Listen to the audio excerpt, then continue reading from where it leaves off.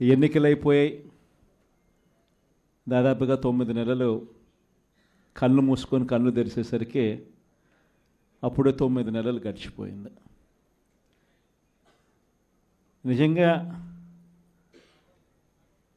2019 నుంచి 2024 మన ప్రభుత్వం ఉన్నప్పుడు, అంటే వైఎస్ఆర్సిపి జగన్ 1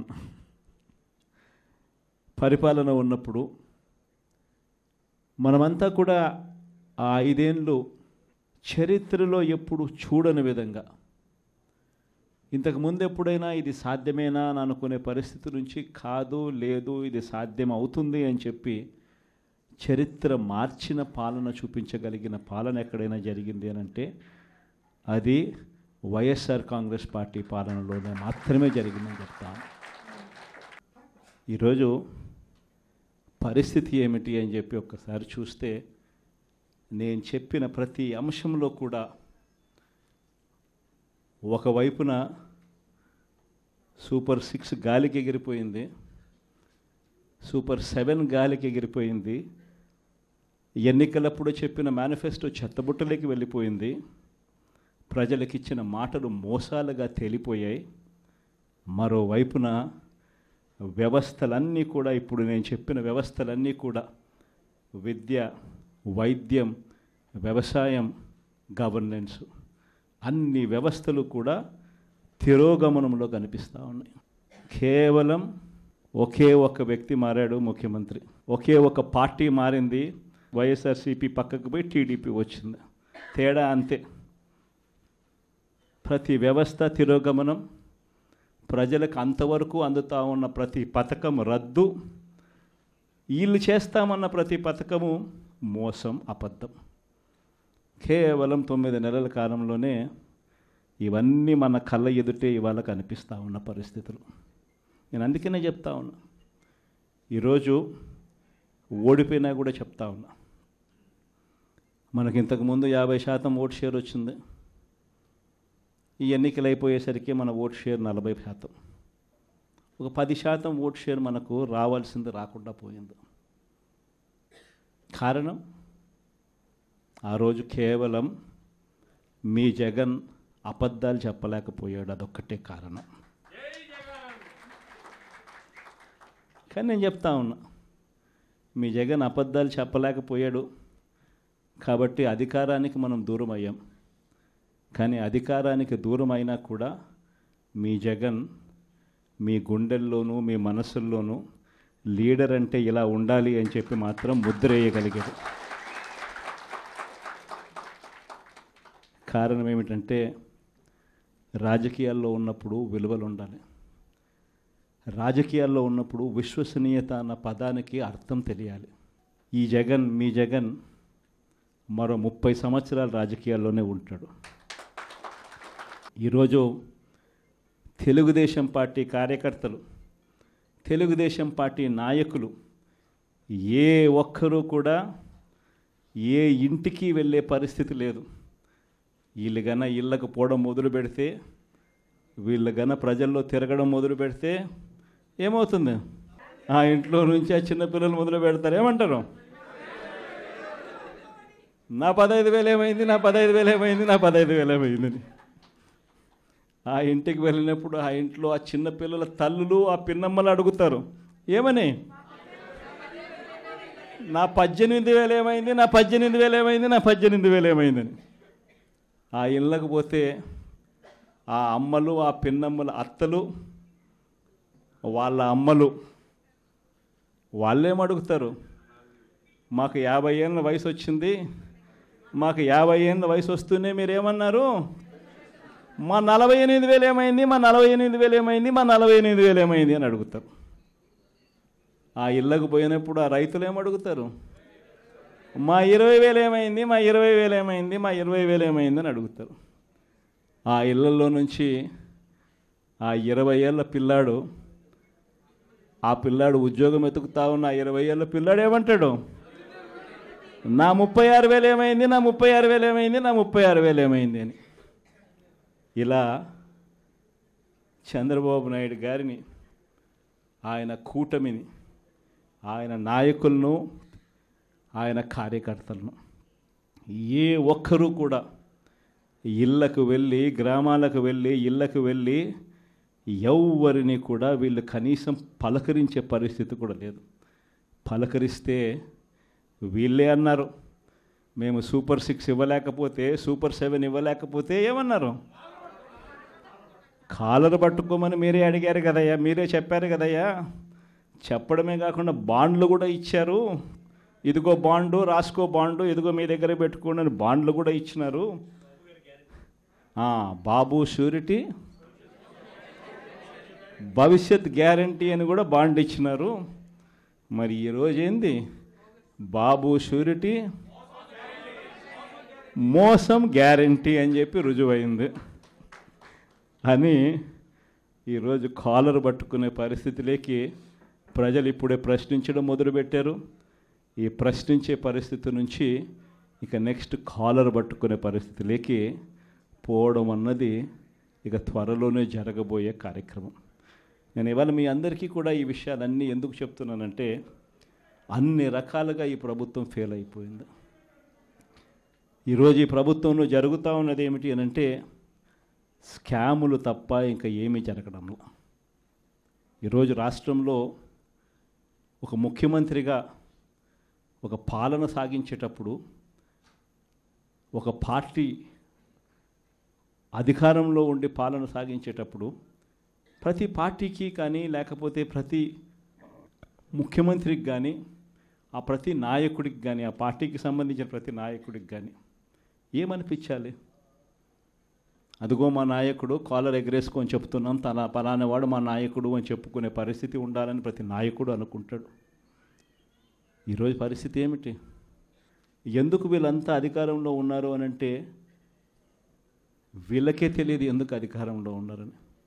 ఒకే ఒక కారణం వీళ్ళంతా అధికారంలో ఉండడానికి, అది దోచుకోవడం, దోచుకున్నది పంచుకొని తినుకోవడం. ఇది తప్ప ఇంకేమైనా కనిపిస్తూ ఉందా? ఈరోజు లిక్కర్ స్కామ్, మద్యం స్కామ్, ఇసుక స్కామ్, ఈరోజు నియోజకవర్గంలో ఏమి జరగాలన్నా, మైనింగ్ జరగాలన్నా, నియోజకవర్గంలో ఫ్యాక్టరీ నడపాలన్నా, ఈరోజు ఏది జరగాలన్నా ఎమ్మెల్యేకి ఆయనకి ఎంత ఇవ్వాలా, ఎమ్మెల్యే చంద్రబాబు నాయుడు గారికి ఎంత ఇవ్వాలా. ప్రతి విషయంలోనూ స్కామ్. నియోజకవర్గంలో యథేచ్ఛగా మన కళ్ళ మొదటనే పేకాట క్లబ్బులు జరుగుతూ ఉన్నాయి. యథేచ్ఛగా ఇవన్నీ జరుగుతూ ఉన్నాయి మన కళ్ళ ఎదుట. ప్రశ్నించే స్వరం ఎవరైనా ప్రశ్నిస్తే ప్రశ్నిస్తారేమో అని, ప్రశ్నించకూడదు అని ఏకంగా చిన్నపిల్లలను కూడా చూడుకోకుండా వాళ్ళందరినీ సోషల్ మీడియా కింద 111 సెక్షన్ పెట్టి, అంటే ఆర్గనైజ్డ్ క్రైమ్ అంట. సోషల్ మీడియాలలో నువ్వు చేసే తప్పును ప్రశ్నిస్తే ఎందుకయ్యా సూపర్ 6 ఇవ్వడం లేదు, ఎందుకయ్యా సూపర్ 7 ఇవ్వడం లేదు అని చెప్పి ప్రశ్నిస్తే ఆర్గనైజ్డ్ క్రైమ్ అట. టెర్రరిస్టులకు పెట్టే క్రైమ్ ఆర్గనైజ్డ్ క్రైమ్ అని పోస్టింగ్ను పెట్టిన వాళ్ళను, చిన్నపిల్లలను కూడా చూడుకోకుండా వాళ్ళందరినీ జైళ్ళలో పెట్టి 40 రోజులు, 30 రోజులు, 50 రోజులు రకరకాల స్టేషన్ల చుట్టూ తిప్పి, రకరకాల జిల్లాలన్నీ తిప్పి వాళ్ళందరినీ కూడా ఇబ్బందులు పాలు చేసే కార్యక్రమం జరుగుతూ ఉంది. కానీ ఒకటి చంద్రబాబు నాయుడు మర్చిపోతూ ఉన్నాడు. ఎప్పుడైనా కూడా మంచి పేరు తెచ్చుకొని ప్రజల్లో పాలన సాగిస్తే ప్రజలు మళ్ళీ ఎన్నుకుంటారు. కానీ ఈ మాదిరిగా పదవిని దుర్వినియోగం చేసి ఈ మాదిరిగా చేయడం మొదలు పెడితే ఇదే చంద్రబాబు నాయుడు గారికి వైఎస్ఆర్ కాంగ్రెస్ పార్టీకి చెందిన ప్రతి కార్యకర్త తరపున చెప్తా ఉన్నా, నెక్స్ట్ వచ్చేది వైఎస్ఆర్సీపీ 2, జగన్ 2 పాలన వస్తుంది. ఎవడెవడైతే ఈ మాదిరిగా చేశాడో, ఎవడిని వదిలిపెట్టమని చెప్పి సందర్భంగా కూడా ఖచ్చితంగా చెప్తాను. వీళ్ళందరినీ కూడా చట్టం ముందర గట్టిగా నిలబెడతాం. ఆ కోవిడ్ వచ్చేసరికి ఆ తర్వాత 2.5 సంవత్సరం కోవిడ్కి సంబంధించిన పరిస్థితుల మధ్యనే మనమంతా కూడా బ్రతికాం. అందుకే పాలనలో ప్రతి అడుగు, ప్రతి నిమిషం, ప్రతి విషయం ఆ కోవిడ్ సమస్యలను ప్రజలకు ఎలా తోడుగా ఉండాలి అనే విధంగానే ప్రతి అడుగు పడుతూ వచ్చింది. కాబట్టి కార్యకర్తలకు బహుశా చేయగలిగినంత నేను చేయలేకపోయాను అని చెప్పి సందర్భంగా ఖచ్చితంగా ఒప్పుకోవాల్సింది. కానీ ఈసారి మాత్రం జగన్ 2లో ప్రతి కార్యకర్తకు అండగా తోడుగా ఖచ్చితంగా ఉంటాను అని కూడా ఈ సందర్భంగా చెప్తాను. ఈసారి జగన్ 2లో ప్రజలకు తోడుగా ఉంటూనే మరోవైపున కార్యకర్తలకు కూడా అండగా వాళ్ళ ఇంటికి పెద్దన్నగా వాళ్ళకు తోడుగా ఖచ్చితంగా ఉంటానని సందర్భంగా ఖచ్చితంగా చెప్తాను. వీళ్ళు దిక్కుమాలిన పాలనలో ఏ మాదిరిగా పాలన చేస్తూ ఉన్నారో కూడా మనమంతా చూసాం. మన తిరుపతి మీ అందరికీ కనిపించుంటుంది. నిజంగా ఈ ఒక్కొక్క కార్పొరేషన్లో వీళ్ళకున్న బలం ఎంత అని చెప్పి చూస్తే తిరుపతి కార్పొరేషన్లో 49 ఉంటే 48 వైఎస్ఆర్సీపీ గెలిచింది. తెలుగుదేశం పార్టీ 1. ఆ 1 గెలిచిన చోట డిప్యూటీ మేయర్ వాళ్ళ మనిషి అని చెప్పి వాళ్ళు చాలా ఏదో గొప్ప కార్యము ఘనకార్యం చేసినట్టుగా వాళ్ళు చెప్పుకుంటా ఉన్నారు. వైఎస్ఆర్సీపీ కార్పొరేటర్లు ప్రయాణం చేస్తూ ఉన్న బస్సును పోలీసుల ద్వారా వీళ్ళే అడ్డుకుంటారు. పోలీసుల ఆధ్వర్యంలో వీళ్ళే దాంట్లో ఉన్న కార్పొరేటర్లను కిడ్నాప్ చేస్తారు. మళ్ళీ వీళ్ళే ఎన్నికల్లో మేమే గెలిచాము అని చెప్పి డిప్యూటీ మేయర్లుగా మావాడే గెలిచాడు అని చెప్పుకునే కార్యక్రమం. ఆ కార్పొరేటర్లు పాపం వచ్చిన తర్వాత వాళ్ళు చెప్పిన గాథలు మీడియా సమక్షంలో మనం అంతా కూడా చూసాం. ఇదే మాదిరిగా ఏలూరు కార్పొరేషన్ 50 డివిజన్ ఉంటే అందులో 47 వైఎస్ఆర్సీపీ, తెలుగుదేశంకి వచ్చింది 3. నెల్లూరు కార్పొరేషన్ 54 డివిజన్ ఉంటే 54 వైఎస్ఆర్సీపీని. హిందూపురం మున్సిపాలిటీ బాలకృష్ణ కనిపిస్తాడు, చంద్రబాబు నాయుడు బావమరిది, ఆయన ఏదో ఘనకార్యంగా చెప్తాడు. 38 డివిజన్లు ఉంటే వైఎస్ఆర్సీపీకి 29 డివిజన్లు వచ్చినాయి. తెలుగుదేశంకి వచ్చింది కేవలం 6. దాంట్లో ఏదో పదవి ఏదో వచ్చిందని చెప్పి ఘనకార్యంగా చెప్పుకుంటా ఉన్నారు. పాలకొండలో 20 ఉంటే 17 వైఎస్ఆర్ కాంగ్రెస్ పార్టీ, 3 టీడీపీ. అక్కడేమో వైఎస్ఆర్ కాంగ్రెస్ పార్టీ వాళ్ళు ఎవరిని కూడా వీళ్ళు ఒక్కరిని కూడా లాగలేకపోయారు. సో వెంటనే ఏం చేశారు? Post phone. తుని 30 ఉంటే 30కి 30 వైఎస్ఆర్సీపీ. తెలుగుదేశం పార్టీకి ఒక్కడు కూడా లేడు.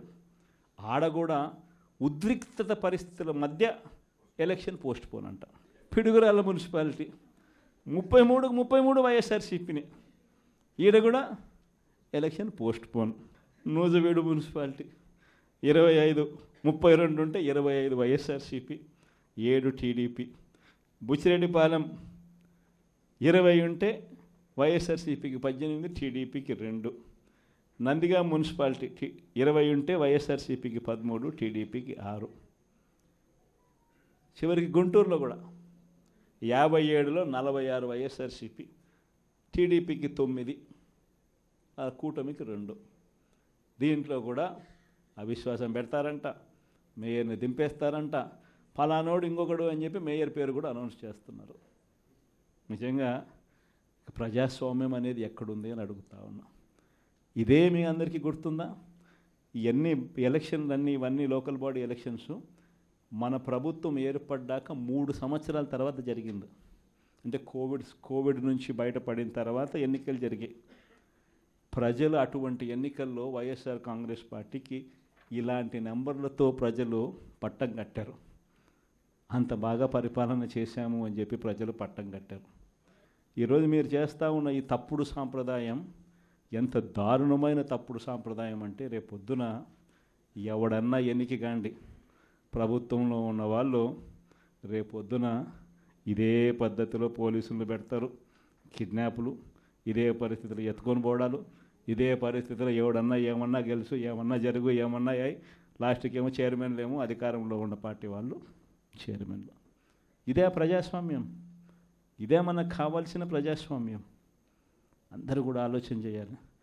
ఇలాంటి రాజ్యం పోవాలి, ప్రజాస్వామ్యం నిలబడాలి, మనలో వ్యక్తిత్వం అనేది పైకి రావాలి, విలువలు విశ్వసనీయతతో కూడిన రాజకీయాలు మళ్ళీ ఎదగాలి. ఫలానోడు మా నాయకుడు చెప్పిన ప్రతి మాట నెరవేర్చాడు, ఇతనే మా నాయకుడు అని చెప్పుకునే విధంగా ప్రజలు గొప్పగా చెప్పుకునే విధంగా నాయకత్వం రావాలి. కార్యకర్త కాలర్ ఎగిరేసి చెప్పుకునే విధంగా నాయకత్వం పెరగాలి, ఎదగాలి. ఇది వైఎస్ఆర్ కాంగ్రెస్ పార్టీ ఐడియాలజీ. దీనికి కట్టుబడినాం. ప్రజలకు గొప్ప పాలన అందించాం. రాబోయే రోజుల్లో ఈసారి ప్రజలు మన పాలన చూశారు, చంద్రబాబు నాయుడు పాలన చూశారు. మళ్ళీ వైఎస్ఆర్ కాంగ్రెస్ పార్టీ ఒకసారి ఎన్నికైతే ఈసారి మాత్రం వైఎస్ఆర్ కాంగ్రెస్ పార్టీని ప్రజలు పోగొట్టుకోకుండా మరో 30 సంవత్సరాలు కన్సిస్టెంట్గా మళ్ళీ అదే పాలన ఎన్నుకుంటారన్న నమ్మకం, విశ్వాసం నాకున్నాయి. చంద్రబాబు నాయుడు లాంటి వ్యక్తులు అనే మాట, బటన్లు ఏముంది, ముసలావిడ కూడా నొక్కుతుంది బటన్లు అని చెప్పి ఇదే మాట చంద్రబాబు నాయుడు అన్నాడు. మరి ఇదే చంద్రబాబు నాయుడు ఎందుకు బటన్లు నొక్కలేకపోతా ఉన్నాడు అని చెప్పి ఇదే చంద్రబాబు నాయుడిని ఈరోజు గ్రామంలో ఉన్న ప్రతి ఇంట్లో ఉన్న వ్యక్తులు కూడా ఈరోజు అడుగుతూ ఉన్నారు.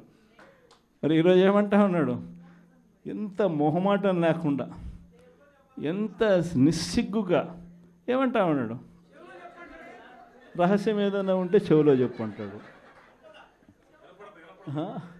ఇంకా ఏమంటాడు, బటన్లు నొక్కిన జగన్ను పంపించినారు ప్రజలు, బటన్లు నొక్కిన కేజ్రీవాల్ను పంపించినారు, బటన్ల టైం అయిపోయింది అంటున్నాడు.